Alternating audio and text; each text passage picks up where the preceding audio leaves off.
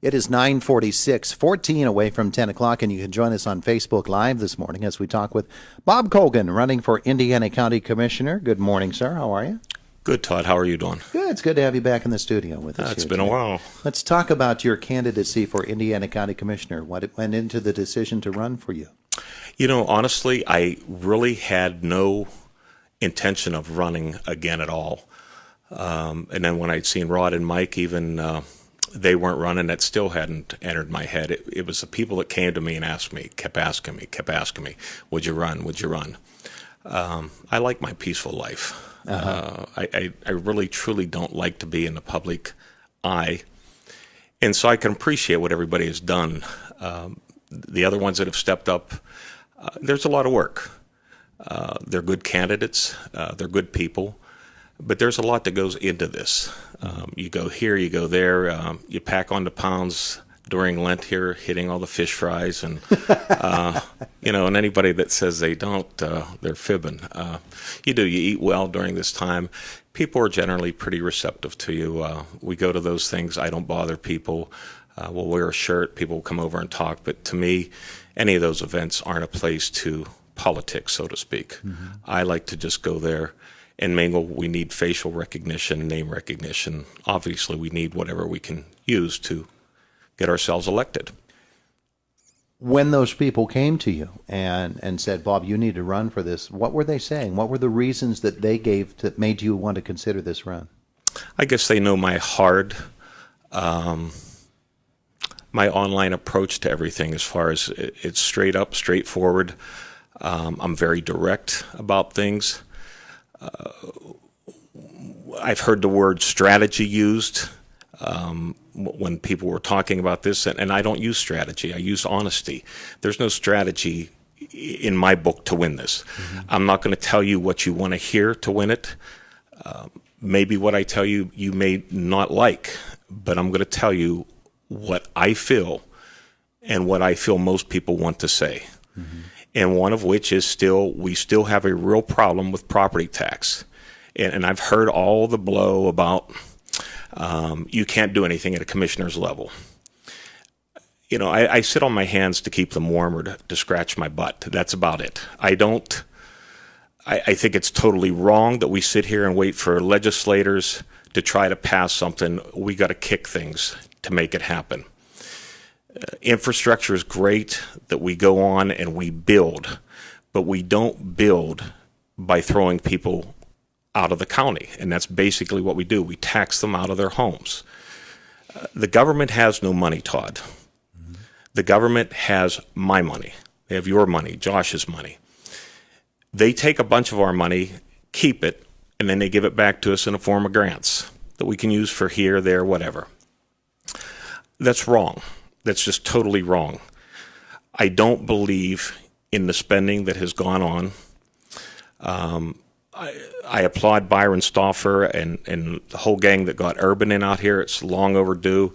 Byron and I have talked. He's a great guy. I've been harsh on him through the years, joking with him about his fields of weeds. But, he came through on this, and we need that. But if we have to push each other to make things happen, then that's what we got to do. We can't count on and throw it all on Jim Struzzi and Chris Dush and Jeff Powell to go down there and fight our fight in Harrisburg. I'll say it to any attorney that wants to argue it. Property tax is unconstitutional, and it fits the criteria of extortion, the Pennsylvania definition of extortion. And this is wrong that we do this to people. The candidates will come up here, and I'm not knocking them. Like I said, they're great people.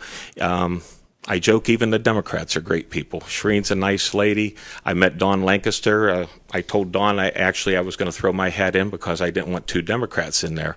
And very nice man.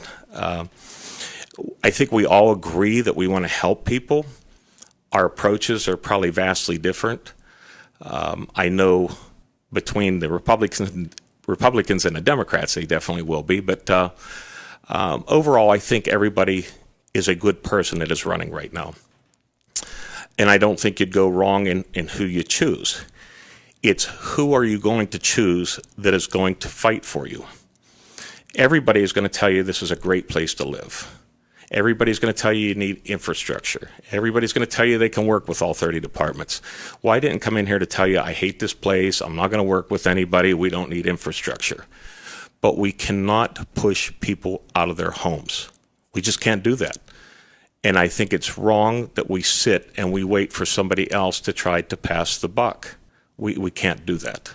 Bob Colgan is our guest. He is running for Indiana County Commissioner on the Republican ballot, and the field is much more crowded now than it was when we began this whole process. Of course, we will have at least 2 new county commissioners this year, and who knows, maybe 3.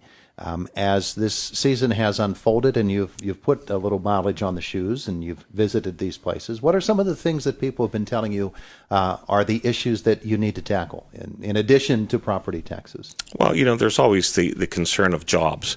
Yeah, ironically, in talking with Byron and others, the 200 plus jobs that Urban's going to create, they don't know that they can fill those locally here. You question why.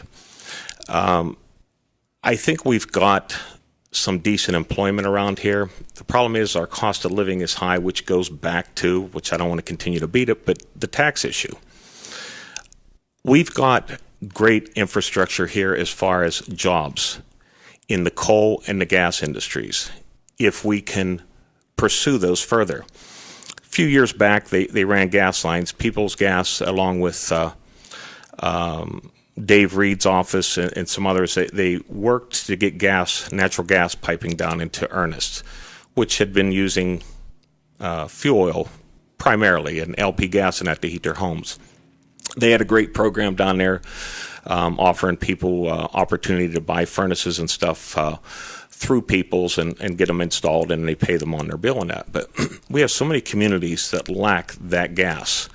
That's one of the things 4 years ago I wanted to look into was providing gas availability to these homes. That is a God-given natural resource that we have here that is regulated by the PUC, unlike LP and fuel oil that can go up overnight. Those are unregulated fuels, and they can jack them to the high heavens if they want.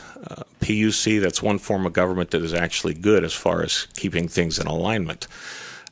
Those are things that I want to pursue. I would like natural gas available to every community in Indiana County, and I don't see any reason why. And again, we can get grants for silly things like the pedestrian bridge down in Blairsville, and yeah, I don't mind talking about it. I don't know the ins and outs of the whole thing. I understand it was approved like in 2012 or something, but those are monies that could be better spent on improving roads. There's township roads that are still dirt yet. I'm not sure the source of that money offhand, but I imagine it may come from the gas tax because it's transportation. That gas tax is intended for my vehicle to be driving on something, not a bicycle to go across Route 22. And I can defend that a little further as far as them talking about that bridge going over there. I was just down at Kissimmee, Florida, on 192 that has 50-mile-an-hour speed limits and 3 lanes of traffic east and west. Their only way to get from one side to the other is pedestrian crosswalks. If they can do it down there, we could do it up here. That's money that could be better spent on things like I said, these dirt roads, these township roads. I think Mike Keith alluded to the fact the townships end up with like a nickel to work with. That's not very much money to work with. We should be funding them with this gas tax, not out of property tax and so on. We're talking with Bob Colgan, candidate for Indiana County Commissioner. He will be one of 4 so far that I know of on the Republican ballot. There's 5 now. There's 5 now. Mike Keith, a great guy. Maria Jack, she's a fun girl. And Robin Gorman, another great lady. But Dan Wilson, I guess, has made the list now. Okay. So I guess there's 5 now. People will have to choose a lot on the Republican side. On the Democrat side, of course, there are other candidates as well. You will be running your campaign now through this primary season.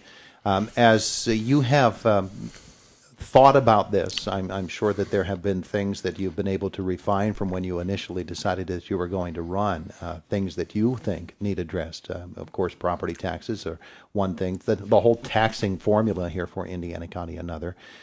In the closing moments here, what are some of the things that you think that people in Indiana County need to be aware of that are real issues for the county to deal with? I'm thinking of mandates that are thrown at counties across Pennsylvania that have to be funded somehow by the counties. You're told to do things, but you're not told with what money.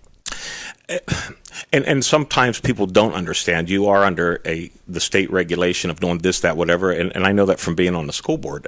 Some of them are ridiculous. As much as I don't respect the Pittsburgh mayor because I think he's a little loony, but I'll give him credit as far as he's taking on the gun legislation down there, which I think he's crazy for that, but nevertheless, he's drawing attention to it. Sometimes you have to fight back against a rule, and a rule is not always the best rule. Property tax is one of them. In Bill Peduto's eyes, it's the gun regulation. And we are under certain regulations. Even like these grants, they can only be used for specific things. Why can't grants be used to help people with tax issues and with their livelihood, people that are actually struggling? There's a lot of things that we can address out there. But years ago I heard the word transparency so much, and I'm going to go to this corner of the county, that corner of the county, and I don't think that was ever done by some of those people that made those promises. I truly do want to go to those corners of the county because I work in those corners of the county now. That's how you'll get the real bread and butter of what needs done by people. People want to learn more about you, about your campaign. I'm sure you have a Facebook page, or maybe I shouldn't say I'm sure about that. What are the resources? I'm still apprehensive about the Facebook page, but I probably will do that. But feel free to email me it's all lowercase, bob.colgan@yahoo.com, or give me a call at 724-465-8679. Chances are I'll have to return your call, but I will return your call. Bob Colgan, thanks for coming in this morning. Thanks very much, Todd. It is the voice of Indiana County, WCCS, AM 1160 and 101.1 FM.